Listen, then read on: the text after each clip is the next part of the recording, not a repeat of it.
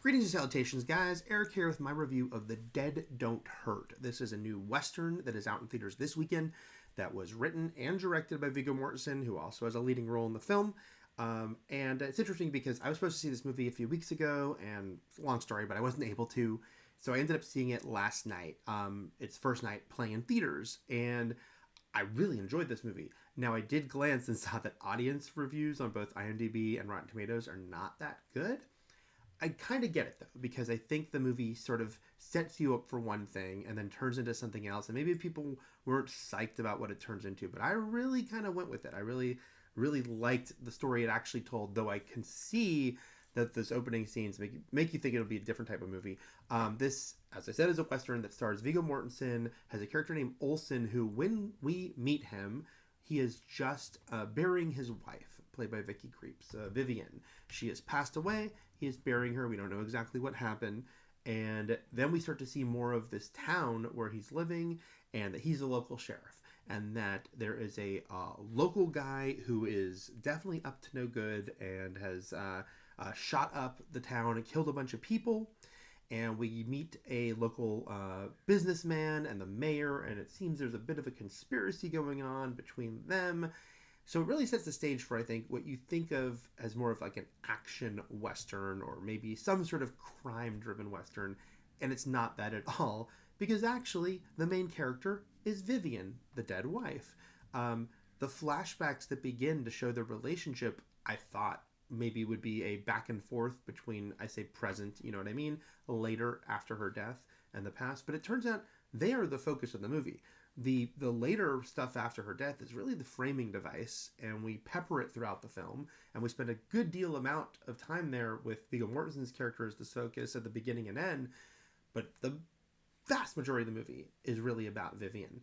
And yes, the romance is a big focus of that, but then he leaves, and we see how he went off to war to fight the Civil War, and we really stick with her. And I think as a character drama, a character Western, it's a great one, because I think Vivian is a great character, and I really love Vicky Krieps' performance. She was great in Phantom Thread a few years ago, but this character and what she goes through and kind of seeing her perspective during this time and what it's like for her to have fallen in love and starting a life, and then this man she loves is like, hey, I'm going to go off to fight in this war, and kind of ditches her and leaves her alone in this isolated house in, you know, the middle of Nevada desert, and how terrible that is for her, how hard it is for her, and what she has to deal with in the aftermath. There are flashbacks to her character as a child that I think are very effective, growing up, and the sort of stories that she was told by her mother, and how that affected her, and what happened with her father going off to war.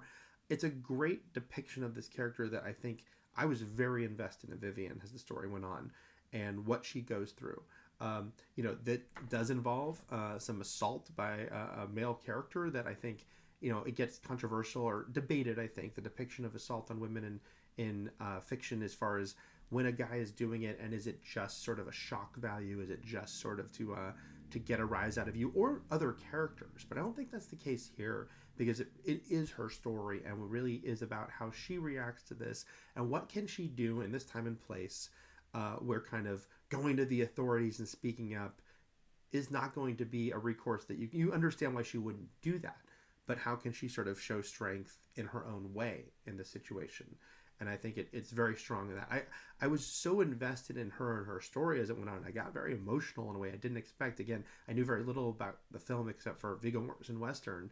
And so the fact that it does focus on this other character, said she's top billed for a reason, Vicky Krieps, it ended up being a surprise, but I welcomed it as the movie went on.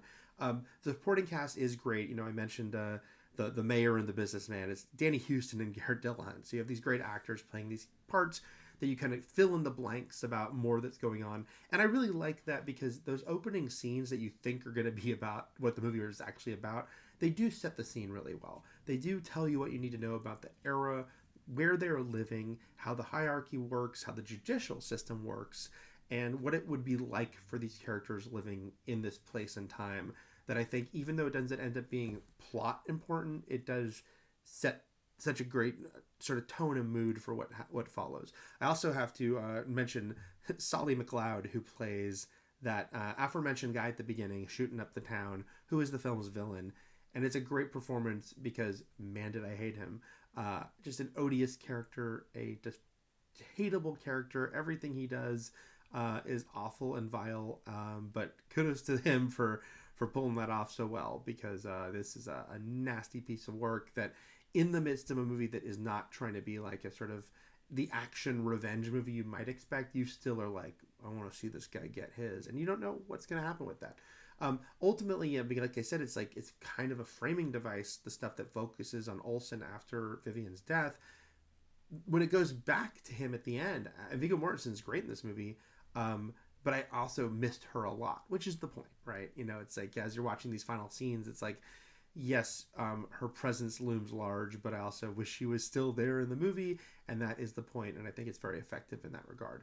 And also, Viggo Mortensen, he wrote the score to this movie. He did everything on this movie. It's a beautiful score. I think the movie looks really great. I didn't see his first film, Falling, that he wrote and directed in 2020, but I think that he shows a great eye here. It was shot in Canada. It looks lovely. The scenery chosen to sort of depict what would have been the West of the time here in America. I really think this movie is a very strong sort of character story within the guise of a Western. I think it's very effective in that regard, and I hope it does find its audience as time goes on, because I do understand that Westerns are a hard sell in 2024 anyway. I'm not generally a giant fan of them, although there's some great ones. But I think that this one, again, I was very emotionally involved in Vivian's story, and I think other people will be too. And I think definitely it's hard to ignore how great Vicky Krieps is in this movie. And I don't know if this movie will kind of get enough buzz to get her an Oscar nomination, but I think there's another world in which she could, because she is, excellent in the film. So those are my thoughts on The Dead Don't Hurt, a title of which I understand, even that title, you could think, oh, it's going to be a badass action movie, but it's not. That's not what the title's about at all. I think it's worth tracking down this movie, though. It's in limited release right now, and I think it will hopefully find an appreciative audience as time goes on, because it does deserve it. So those are my thoughts, guys. If you'd like to like and subscribe, that would be great, and I'll be back with more reviews. Take care.